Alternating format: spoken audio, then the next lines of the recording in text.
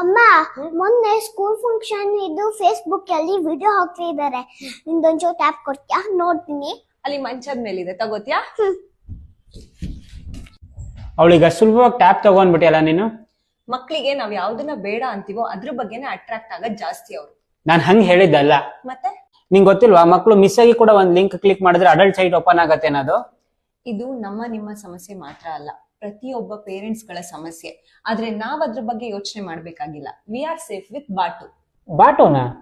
S, boat. ಇವರ enable smart tab ಏನಿದೆ ಇದು ಕಿಡ್ಸಿಗೆ ಅಂತಾನೆ ಮಾಡಿದ್ದಾರೆ.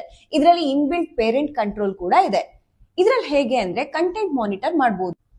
ಮಕ್ಕಳು ಯಾವ್ದಾದ್ರು ಇನ್ಅಪ್ರಾಪ್ರಿಯೇಟ್ ವೆಬ್ಸೈಟ್ ನ ಓಪನ್ ಮಾಡಿದ್ರೆ ಅಥವಾ ಬೇಡದೇ ಇರೋ ಕಂಟೆಂಟ್ ನ ಸರ್ಚ್ ಮಾಡಿದ್ರೆ ಪೇರೆಂಟ್ಸ್ ಗೆ ನೋಟಿಫಿಕೇಶನ್ ಹೋಗುತ್ತೆ.